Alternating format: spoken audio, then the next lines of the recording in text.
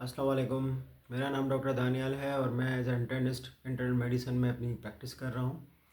आज की जो वीडियो है उसके बारे में पहले मैं सिर्फ ये बताता चलूँ कि जिस लोगों को शुगर की बीमारी है या कोई ऐसी क्रोनिक डिजीज़ है जिसके लिए वो मुसलसल दवाएं लेते हैं, ये वीडियो बिल्कुल भी उनके लिए नहीं है। और ना ही ये जो प्रैक्टिस है जो मैं बताऊँगा इस वीडियो में या जो तरीका बताऊँगा वो उनके लिए बिल्कुल भी नहीं है। आज का जो टॉपिक है वो है कि वज़न कैसे कम किया जाए, और उसके लिए जो नई एडवांसमेंट है जो आजकल पूरी दुनिया में फॉलो हो रही है वो है इंटरमीडिएंट फास्टिंग। इंटरमीडिएंट फास्टिंग का मतलब ये है कि आपको दिन का कुछ हिस्सा भूख पे रहना पड़ता है। भूख पे मतलब तकरीबन दिन का बहुत सा मेजर जो पार्ट है, जो ज़्यादा हिस्सा है दिन का, वो भूख पे रहना पड़ता है। ये जो ओबेसिटी है, वज़न का बढ़ना है, ये आजकल बहुत ही कॉमन है, बहुत ज़्यादा है, और ये एक किस्म से बीमारियों की जड़ है। बहुत से लोग, ख़ास करके औरतें और लड़कियां, इसके लिए बहुत परेशान होती हैं कि हमारा वज़न बढ़ रहा है और हम इसको कैसे कम करें। तो पहले तो ये चीज़ बहुत ज़रूरी है समझना कि वज़न कभी भी खाते पीते कम नहीं हो सकता।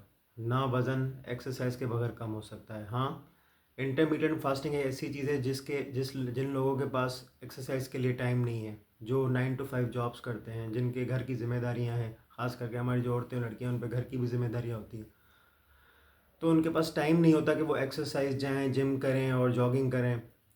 तो वो बहुत परेशान होती है इसके लिए, और हमेशा क्लिनिक्स में, ओपीडीज़ में यही देखा जाता है कि डॉक्टर साहब वज़न कम करने के लिए कोई दवाई बता दें। अब वज़न कम करने के लिए दवाइयाँ तो हैं, लेकिन वे उन लोगों के लिए हैं जो मॉर्बिडली ओबेस हैं। अब मॉर्बिड ओबेसिटी क्या है? जो लोग बेड से उठ के वॉशरूम तक नहीं जा सकते, इतना उनका ज़्यादा वज़न है। उनके लिए दवाएं हैं, उनके लिए इंजेक्शंस हैं, उनके लिए सर्जरीज़ हैं। लेकिन जो खुद एक्टिव बंदा है, चल फिर रहा है और वज़न कम कर सकता है, उसके लिए दवाएं बिल्कुल भी नहीं हैं। और वो दवाएं तब दी जाती जब समझते हैं अब इसका वज़न अगर कम ना हुआ तो ये मर जाएगा, इसका दिल का अटैक हो जाएगा या इसके फेफड़े कमज़ोर पड़ जाएंगे। ये दवाएं सिर्फ उनके लिए होती है। तो बताने का ये मकसद है कि वज़न नेचुरल वे से कम किया जाता है। हर चीज़ का हल दवाई नहीं। आजकल लोग सेल्फ मेडिकेशंस पे आ गए हैं। हर चीज़ के लिए बस दवा का वो हल ढूंढते हैं कि हम पैसे दें, वो दवा खाएं और हमारा मसला हल हो जाए। तो बात हो रही थी इंटरमीडिएंट फास्टिंग पे। इंटरमीडिएंट फास्टिंग एक बहुत ही मुफीद तरीका है वज़न कम करने का, जिसको आप आराम से वज़न अपना कम कर सकते हैं। इंटरमीडिएंट फास्टिंग में दिन का जो ज़्यादा हिस्सा है आपको भूख पे रहना पड़ता है। और इसका जो मैकेनिज़्म है, थोड़ा मैं आपको आसान लफ्ज़ों में बता देता हूँ कि जब भी जिस्म में आपके खाने की कमी होती है तो बॉडी में जो स्टोर पहले से चीज़ें होती हैं जो आपने खाया होता है, तो वो लिवर में, आपके जिगर में स्टोर होती हैं चीज़ें किसी एक ग्लाइकोजन के फॉर्म में। जब भी बंदे के पेट में कुछ भी नहीं होता तो वो बॉडी उस ग्लाइकोजन को यूज़ करती है फॉर द एनर्जी पर्पस, आपको ताकत देने के लिए, ताकि आपकी बॉडी वर्क कर सके। जब वो ग्लाइकोजन ख़त्म हो जाता है जिगर से, तो आपकी जो जिस्म है वो आपकी चर्बी को खाना शुरू करता है।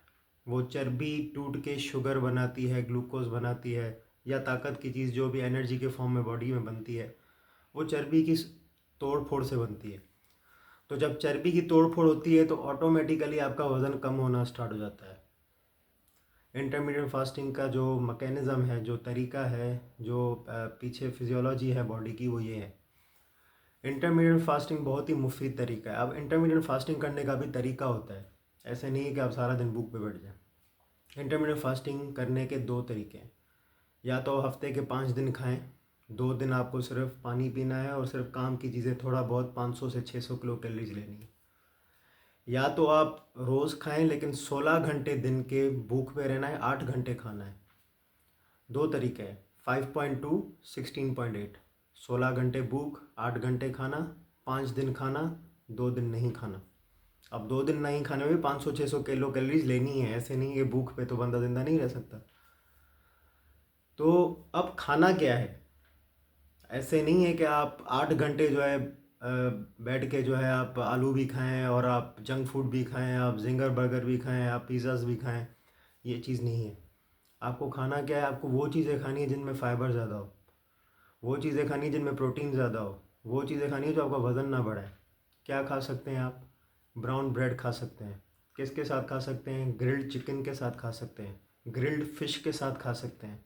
ठीक है। इसके अलावा फाइबर वाली चीज़ें जो हैं वो खा सकते हैं, फ्रूट्स खा सकते हैं जिनमें ज़्यादा शुगर का कंटेंट ना हो, जैसे कि एक सेब हो गया, जैतून हो गया और ऑरेंज हो गया। जूस पी सकते हैं, ऑरेंज का पी सकते हैं, ग्रेप फ्रूट का पी सकते हैं, एप्पल का पी सकते हैं और योगर्ट ले सकते हैं लेकिन लो फैट, मिल्क ले सकते हैं लो फैट। तो ये सारी चीज़ें हैं जो आप आराम से इस्तेमाल कर सकते हैं और ये वो चीज़ें हैं जो आपका वज़न कभी भी नहीं बढ़ेंगी। इंटरमीडिएट फास्टिंग में अगर आप चीज़ें वही खाएंगे बाहर की, 8 घंटे और 16 घंटे आप भूख में रह रहे हैं, तो उस भूख का कोई फ़ायदा नहीं है, वो सिर्फ आपको तकलीफ़ देगी, आपको फ़ायदा कभी भी नहीं देगी। अब इंटरमीडिएट फास्टिंग के हर चीज़ के साइड इफ़ेक्ट्स होते हैं, इंटरमीडिएट फास्टिंग के भी साइड इफ़ेक्ट्स हैं। इंटरमीडिएट फास्टिंग के जो 2 साइड इफ़ेक्ट्स हैं, उनमें से एक है हेडेक, सर का दर्द होना, क्योंकि बॉडी की एनर्जी लेवल्स एकदम कम होती हैं, बॉडी चेंज होती है आपके रूटीन से, तो वो आपको सर का दर्द करवाएगी, आपको वीकनेस करवाएगी, लेकिन वो कुछ हद तक होती है जब तक आपकी बॉडी उस चीज़ पे सेट हो जाए। उसके बाद आता है कॉन्स्टिपेशन यानी कब्ज़। कब्ज़ सिर्फ उस सूरत में हो सकता है जब आप पानी की मिकदार कम पिएँ। जब भी आप इंटरमीडिएट फास्टिंग करते हैं या डाइट पे जाते हैं तो आपको पानी की मिकदार ज़्यादा पीनी होती है, आपको 3 से 4 लीटर पानी पीना होता है, क्योंकि वो आपकी बॉडी को, जो आप लीन मीट लेंगे लाइक फ़िश और ग्रिल्ड चिकन ले रहे हैं, तो वो कॉन्स्टिपेशन करवाती है, प्रोटीन ज़्यादा कॉन्स्टिपेशन करवाता है, आपको पानी ज़्यादा लेना होता है उसके लिए, ताकि वो प्रोटीन जो क्रिएटिनिन में भी कन्वर्ट हो तो वो भी किडनी आपकी फ़िल्टर कर दे, आपके गुर्दे को भी कोई नुकसान ना हो। पानी ज़्यादा से ज़्यादा पीना होता है। कब्ज़ और सर में दर्द देखा गया है कि इंटरमीडिएट फास्टिंग में होता है। 25% का कैलोरी डेफिसिट होता है इंटरमीडिएट फास्टिंग में एक हफ्ते में।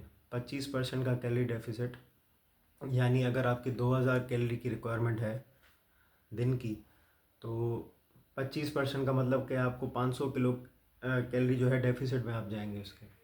जब आप डेफिसिट में जाएंगे तो ऑटोमेटिकली आपकी बॉडी फैट लूज़ करना शुरू कर देगी, आपका वज़न कम होगा, आपकी वेस्ट सरकमफ्रेंस, कमर आपकी कम होना शुरू हो जाएगी। अगर इसके साथ आप थोड़ा बहुत चहलकदमी भी करेंगे तो उसके मोस्ट अफेक्टिव और जो है ना वो वेट लॉस होगा।